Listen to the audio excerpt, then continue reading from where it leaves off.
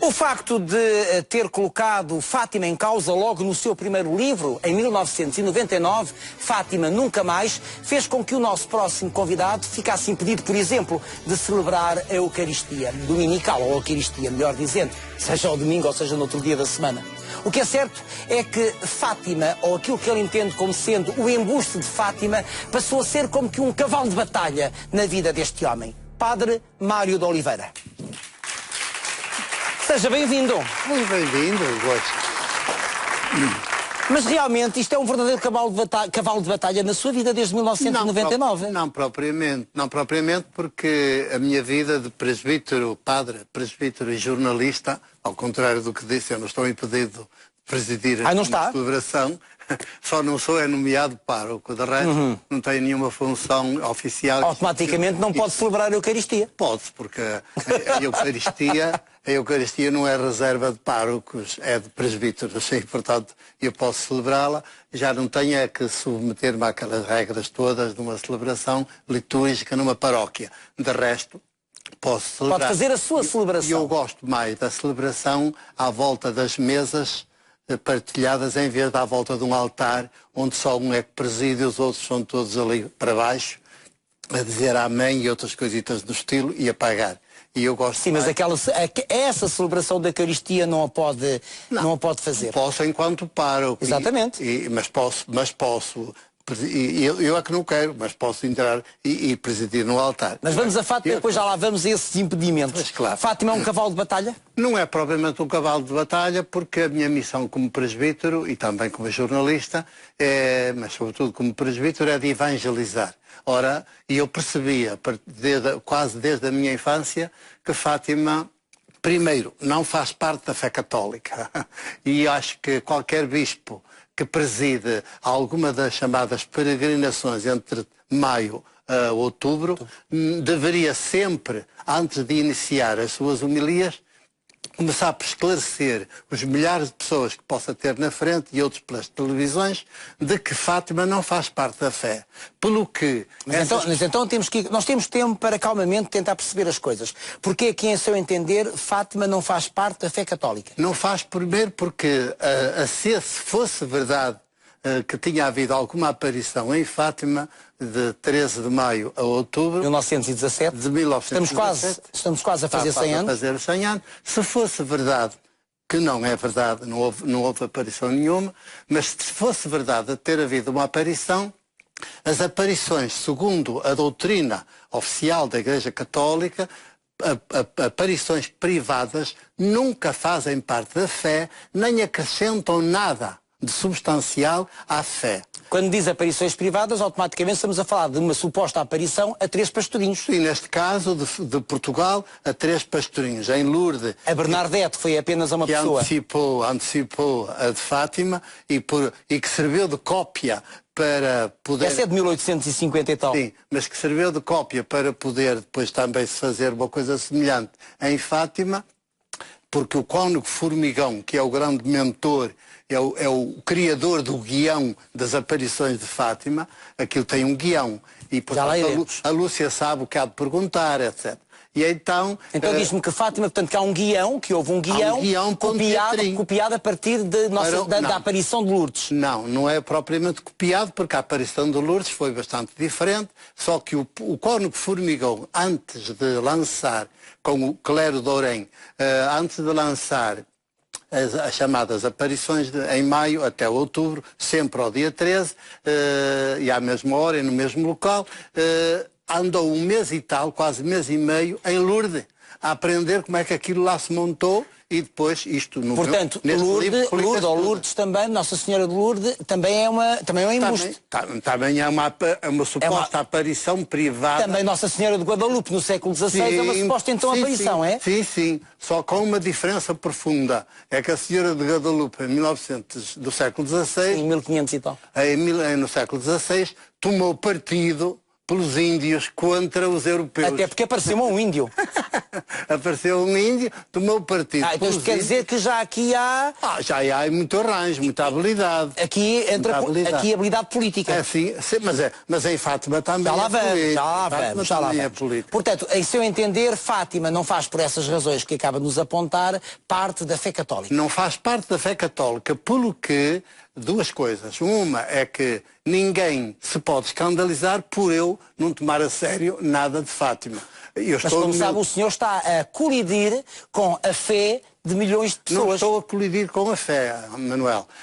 Mas Fátima faz parte, se eu perguntar a estas senhoras, certamente que Fátima faz parte da maior parte da fé, aliás, da fé da maior parte destas senhoras. Sim, senhor, mas isso é normal e eu percebo, eu em criança também era um bocadinho levado, até assistia, ainda não havia televisões, assistia pela rádio, lá num vizinho meu que nas férias, assistia pela rádio à reza, às aparições, à celebração do 13 de maio, que se rezava ao terço e se gritava: Senhor, fazei que eu veja, Senhor, fazei que eu ande. Ninguém via, ninguém andava, ninguém saía do sítio. Mas essas aclamações mexiam com as pessoas que estavam do lado de cá a ouvir na rádio. Então quando é que começou a pôr em causa Fátima? Pronto, eu começo a pôr em causa... Primeiro, olha, devo-lhe dizer uma coisa surpreendente para todas as pessoas, é que o seminário, andei 12 anos no seminário, nunca ninguém falou em Fátima,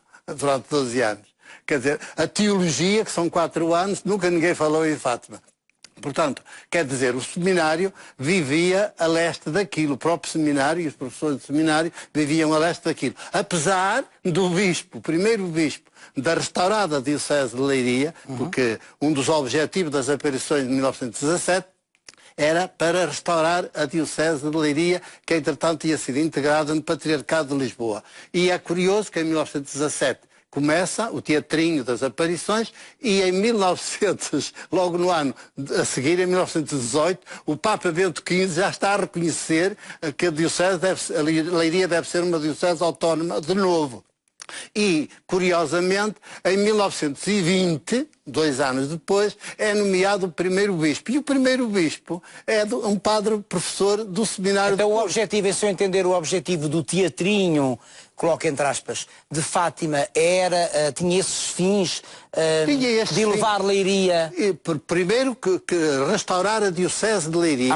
E o objetivo é imediato. Em 1918, Bento XV já está a reconhecer que Leiria tem sentido ser outra vez Diocese autónoma, independente de Lisboa. Certamente nisto também terá pesado o facto de, em agosto de 1917, o bispo, o patriarca de Lisboa, ter sido expulso por um decreto da República, 23 de agosto, de ser expulso de patriarca. Mas vamos lá tentar, vamos recuar a 1917, porque a situação também política é interessante. Portanto, nós estamos em 1917, supostamente dão-se as primeiras aparições de Fátima, estamos na conturbadíssima Primeira República. Pois, 7 anos o comunismo acaba de se instalar na Rússia. Não, ninguém está equivocado. 1917? Não. A Revolução Russa não é 17? De maio até outubro de 1917, a Rússia ainda era dos czares. Sim, com certeza, mas a Revolução Russa não é 17? Não, mas é um 17 a seguir, de novembro. Está bem, mas pronto. Não, já tinha acabado. Mas, ok, mas... Ninguém imaginava que ia acontecer a Revolução Bolchevique. Mas também, inicialmente, a Igreja Católica não aprovou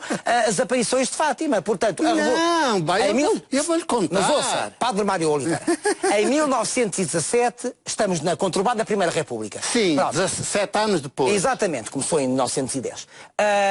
Nesse mesmo ano, portanto, no final do ano, então, dá-se a Revolução Bolchevique, não é? Sim. Portanto, em Fátima nunca se falou... Sim, eu não estou a dizer isso, eu estou a situar... De maio a outubro nunca se falou na Rússia. Eu não é disso que estou a falar, eu estou a situar as aparições no quadro da política nacional e internacional. Sim, mas as aparições... Porque a Igreja levou o seu tempo também a admitir Fátima. Não levou, isso é tudo uma aldrabice.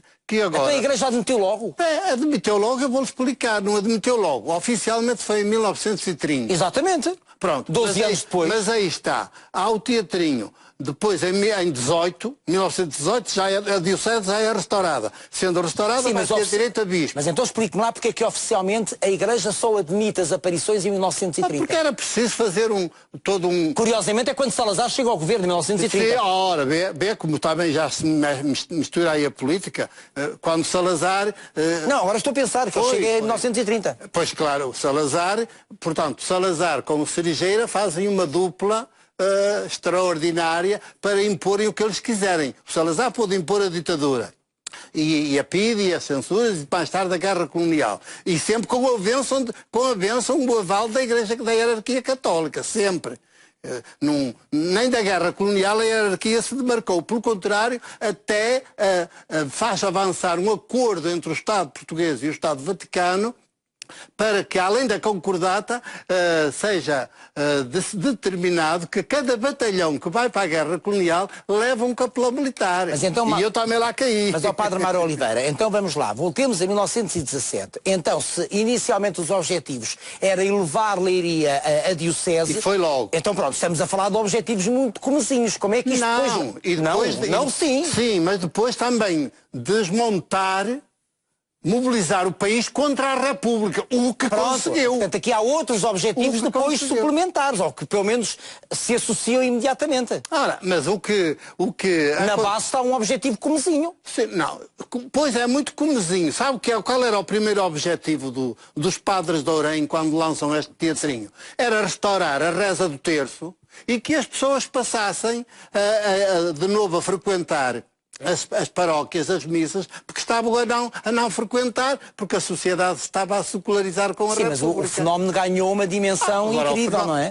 O fenómeno ganha dimensão por duas razões. Primeiro, porque de facto foi logo para lá um bispo. E o bispo era um padre da Diocese do Porto. Veja só estas coisas. Era um padre da Diocese do Porto que foi nomeado bispo. E entra em 1920, passado pouquinho tempo de estar...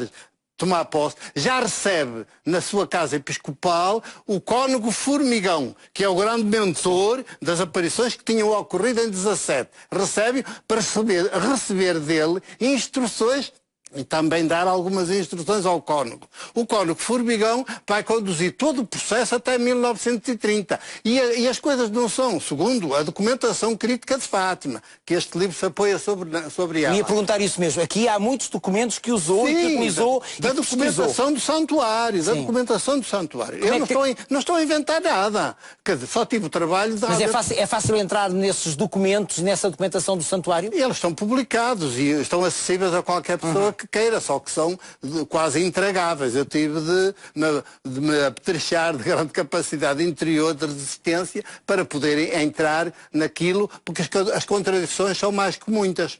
Portanto, mas esta pode ser a sua leitura daqueles documentos e outros terão outra leitura. É evidente que é sempre a minha leitura, é sempre a minha leitura. Mas é difícil que uma pessoa intelectualmente honesta, crente ou ateu, ou mesmo muito crente, possa ter uma conclusão muito diferente da minha, porque tudo se baseia, é uma questão de conjugar os factos, as datas e ler as letras gordas, ler letras miudinhas, ler as notas de rodapé, ler os anexos, porque normalmente passas isso à frente. E quando é que o Vaticano, portanto, dá o aval a Fátima? O Vaticano só dá o aval mais tarde, porque primeiro foi o bispo de Leiria, sim, depois finalmente o cônego Formigão lhe ter entregue o relatório sobre o qual ele se iria apoiar, só que esse relatório que está aqui publicado na íntegra é de pôr os cabelos em pé. É de pôr os cabelos em pé, porque primeiro remete para uma teologia que não tem pés nem cabeça. Aquilo é uma aberração total. É que nem cristianismo é. É uma teologia incrível. E depois, o cônego que lhe deu as instruções vivia atrapalhadíssimo para fazer essa fundamentação, porque jogava com uma dificuldade terrível. É que a Lúcia, no dia 13 de outubro, é posta a dizer que a guerra acaba hoje, a Primeira Guerra Mundial. A guerra acaba hoje.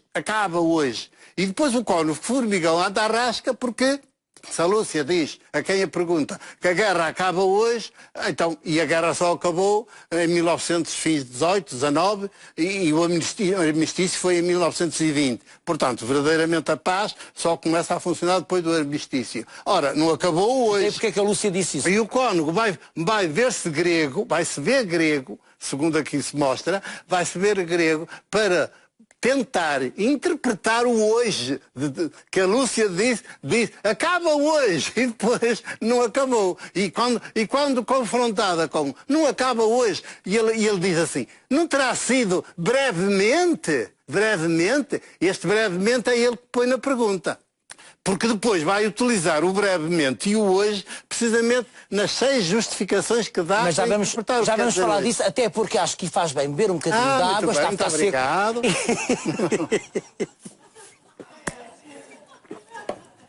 Ora, muito bem, mas nestas aparições temos aqui 3 jovens envolvidos, Francisco, Jacinto, a sua irmã, exatamente, e Lúcia mais velha. Exatamente. Lúcia os mais novos morrem de pneumónica, não é? Morrem. Portanto, a senhora de Fátima, como está a ver, as pessoas vão todas para lá cheias de fé e de devoção para que cure o cancro, para que cure a sua mãe, o seu pai, para que lhe tire os problemas todos, resolva as dificuldades dela. Mas isso é uma questão de fé das pessoas, isso não podemos julgar. Problema, e aqui eu aproveito para, já que insisto tanto na história da fé... Sim, porque eu tenho respeito, eu não tenho fé, mas tenho respeito pela fé dos outros. Eu devo dizer em forma de pergunta... Eu tenho fé na vida. Em forma de pergunta... E nas pessoas. Em forma de pergunta, porque é que Fátima, não fazendo parte da fé católica, portanto, qualquer pessoa pode ser católico, continuar católico, até ser professor de teologia e não acredita em Fátima, e mesmo assim continua... Pode ser pároco e não é problema nenhum não acreditar em Fátima. Mas então, porquê é que uma realidade que não faz parte da fé católica depois ganha tanta importância para a Igreja Católica ao ponto de até arrastar papas, desde Paulo VI... Sim, mas para além de arrastar, exatamente, Paulo VI foi o primeiro a vir cá, ainda com Salazar no poder, sim, mas não só... Porquê? Uma coisa que não faz parte... Porque mexe com a tal fé das pessoas, mexe com o interior das pessoas, não é? Arrasta milhões. Aí está a questão. Então deixa-me só perguntar-lhe isto, mas porventura vem algum mal a estas senhoras o facto de acreditarem em Fátima? Pode não vir e pode vir, e eu digo porquê. É porque quando nós dizemos fé, significa que pensamos que fé se confunde com medo. Ora, a fé é exatamente o contrário do medo. É o antídoto do medo. E há uma certa fé religiosa que é fruto do medo. Fé ou medo? O que é que move as populações? E eu digo que move mais as populações o medo do que a fé. Porque a fé põe as pessoas de pé. Põe as pessoas com dignidade. Eu sou um homem de fé, muito profunda. E, portanto, enquanto homem de fé, membro da Igreja... em quê? Não é em quê, em quem. Ou em quem? Em quem. Sim. Em quem. Para mim, não se zangue comigo. Eu não estou a zangar. Então acredita em quem? Estou muito afirmativo. Acredita em quem? Estou muito afirmativo. Creio, não é em quem. Creio, Deus... Eu tiro-lhe as preposições, porque creio em, quer dizer que me vou apoiar em. Mas a fé para estas pessoas, a fé para a maior parte das pessoas, é esse tipo de apoio que procuram. Mas ajuda-as a viver. Mas essa é uma fé que, como a outros, ajuda o medicamento que o médico dá quando a dor é muito forte. Portanto, hoje a medicina dá paliativos para até nos cuidados finais, etc. Mas a fé é paliativa. A fé é paliativa. Pronto, mas um paliativo artificial, porque não ajuda a resolver, não vai resolver o problema na causa, nas causas. Portanto, o padre acredita Deus. Acredito Deus, e Deus não é Deus de qualquer Deus. É o Deus que se nos revela em Jesus Nazaré. Simplesmente. Pronto. Deus que se nos revela em Jesus de Nazaré. Fora daí, enquanto profeta. Fora daí, enquanto ser humano. Fora daí, a fé pode transformar-se em deísmo, quer dizer, em que o Deus deixa de ser uma gratuidade um dom gratuito para passar a ser necessário. Então o senhor não acredita em milagre algum? Não, só acredito nos milagres que os médicos fazem, que as pessoas... hoje a nossa capacidade humana mais desenvolvida é capaz de fazer nos laboratórios e depois aplica à vida das pessoas, porque... Mas os milagres fazem parte da fé católica? Os milagres fazem parte da fé católica? Não, podem fazer... O Vaticano exige-os, por exemplo, para elevar homens bons à condição de beatos e santos. Também aqui, mas quando transforma Francisco e Jacinta em beatos, por exemplo, os dois irmãozinhos, ela tinha 7 anos. E ele tinha acabado de fazer 7 anos. Quando está a começar o ano, ainda tem 6. Em 1917. Ele tinha 8. E, portanto, quando elas morrem com a pneumónica, portanto, eu costumo dizer, a senhora de Fátima não lhes valeu. Agora, a Lúcia sobreviveu porque não fazia os tais sacrifícios que os dois irmãozinhos faziam. Eram muito mais sensíveis. E, portanto, deitavam o lanche deles às ovelhas, pela conversão dos pecadores. E também deitavam a água fora em agosto, no calor, para terem a sede. Claro, veio a pneumónica, foi bem fulminante. O Francisco morre em 19 e a Jacinta morre em 1920, em Lisboa, não queira saber. E diz o senhor padre que Lúcia foi sequestrada da família. Pronto. E encerrada. E Lúcia, aos 14 anos, já sem pai, a mãe vai durar muito tempo, a Lúcia, sem pai, o novo bispo da Diocese Restaurada de Leiria, que foi nomeado bispo com 48 anos de idade, é bom que se saiba, que era para ter muito pela frente para conduzir esta historieta. Ele vai, quando a Lúcia tem 14 anos, ele retira da sua casa numa madrugada e depois a Lúcia vai, no dia seguinte, é integrada no asilo de Vilar, no Porto, de onde o bispo tinha saído lá de perto, e, portanto, tinha um bocadinho de domínio sobre aquelas freiras, as Doroteias do asilo de Vilar, e fica ali internada até...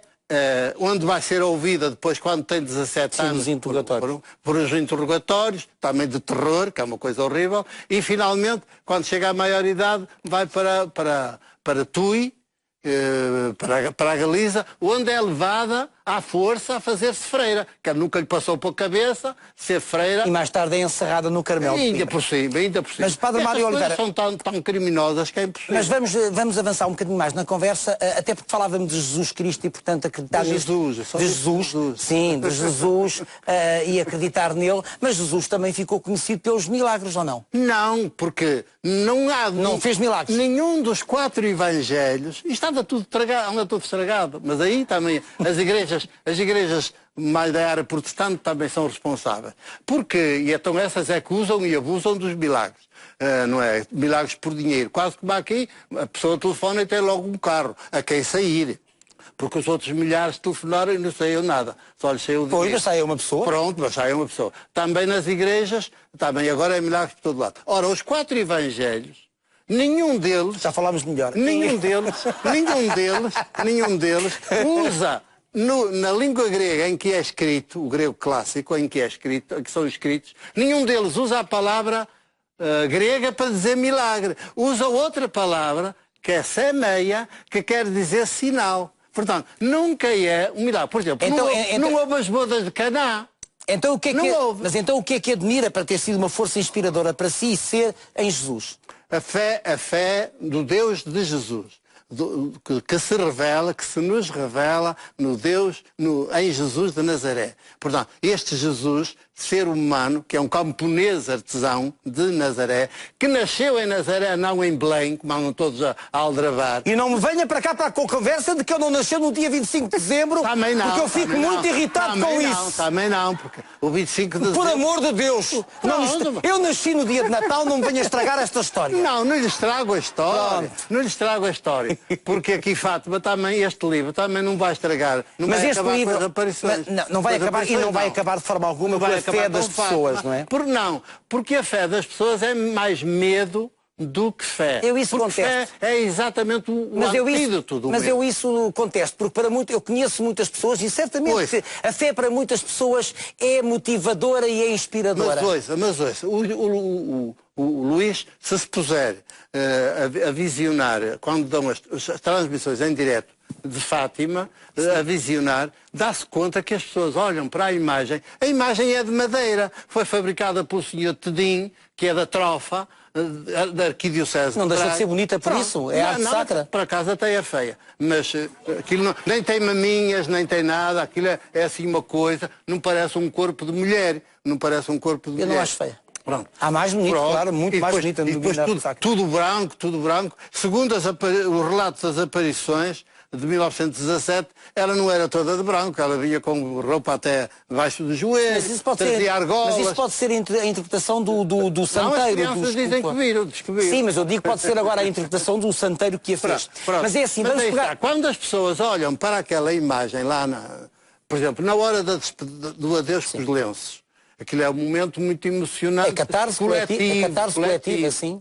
Como é super emocionante quando um clube ganha o campeonato em Portugal, ou a taça... É outro tipo de catarse coletiva. Pronto, também choram, também gritam, também fazem coisas. Ora, quer dizer, olham para a imagem de madeira, não veem a imagem de madeira. Se eu estivesse à beira de alguém que estivesse assim a ficar muito eufórico e a chorar, eu era capaz de lhe bater assim, acorda, olha que aquilo é só madeira. Claro, esbofeteava-me logo, se eu dissesse isso a uma pessoa que estava assim, toda emocionada. Mas a realidade objetiva é exatamente essa. Mas para as pessoas aquela imagem não é só a imagem da madeira. Ora, e agora a minha pergunta. É muito mais do que isso. Agora a minha pergunta é que perturbações andam nos nossos genes, nas nossas consciências, nas nossas mentes, muito antigas, se calhar já de milénios, que perturbações andam nas nossas mentes que nos leva a olhar para um pedaço de madeira em forma feminina e dizer que está ali o poder todo, que me pode curar, que me pode salvar, que me pode valer. Quando essa capacidade de me poder valer só reside dentro de mim. Eu nisso acredito. Só reside dentro de mim. Ou eu faço pela vida, ou estou tramado. Ninguém me vale. Isso acredito piamente. Agora estamos a falar... Mas que perturbações. Não é perturbações nenhumas, é que as pessoas, entretanto, ouviram todo um discurso da Igreja desde pequenino. Pronto, mas sabe qual é a minha primeira resposta a essa questão? É muito básica. É que os cristianismos andam a dizer-nos há 2000 anos que nós nascemos em pecado, temos uma dívida para com Deus impagável, tal como agora as dívidas na União Europeia do euro. Uma dívida impagável para com Deus. Veio o seu filho, o único, e morreu para salvar a gente. Afinal, nós continuamos a ter a dívida impagável. E estes medos... Isto causa tanta perturbação na mente das pessoas, é uma perturbação inconsciente. Nós estamos quase no final, mas é assim, o seu livro remete-me para Fátima enquanto empresa. Fátima é uma empresa. Fátima, Sociedade Anónima. É uma empresa. É uma empresa, é uma multinacional. A faturar bem. Sim, a faturar bem. O santuário dá algumas contas, começou tarde e a más horas, por exigência do jornal Fraternizar. Começou tarde e a más horas a dar contas, mas agora, desde que os papas começaram a vir para cá, a Cúria Romana pôs como condição para poder continuar a vir cá, o cachê é caro, pôs como condição que alguém da Cúria, da confiança da Cúria, tinha de estar nas contas. Padre Mário Oliveira, para saber o que se passa. Nós tentámos que várias pessoas da Igreja Católica estivessem aqui a fazer o contraditório. Pois eu gostava tanto. Pois é, mas é que não houve uma única pessoa que aceitasse o convite para estar aqui consigo. Basta isso. Eu uma vez estive na RTP. Quando foi do outro livro, estive na RTP com o Monsenhor Geraldes, que também na grande entrevista ela teve dificuldade em conseguir, mas o Monsenhor Geraldes já faleceu, era mais velho que eu um pedaço. Já faleceu. Mas era um especialista em Fátima, segundo a Conferência Episcopal. Pois ninguém quis vir. Foi um desastre, porque naquela entrevista ele pouco mais dizia do que gostava muito da capelinha das aparições, sempre que ia a Fátima rezava e tal. Mas mais nada. Portanto, se agora não vem, eu tinha dito, já nessa altura disse, nem que seja com o Papa, eu fico todo contente em debater estas coisas com o Papa. E agora com o Papa Francisco, e se ele viesse aqui, eu convenci-o a não vir em 2017. e eu espero que ele pôs um se, e eu espero que ele arranje uma doencita qualquer. Eu gosto sempre de falar consigo, porque é muito empolgante falar consigo. Eu tentei manter-me aqui neutral, eu não sou uma pessoa de fé, mas respeito muito a fé dos outros e acredito piamente que a força está dentro de cada um de nós. Nisso eu acredito. Eu acredito na vida e nas pessoas. Caramba, que bom, que bom. Adeus, Mário, adeus, Pedro Mário. Até à próxima. Muito obrigado. Não deixa de ser uma conversa muito interessante, não é? E é importante que as pessoas pensem.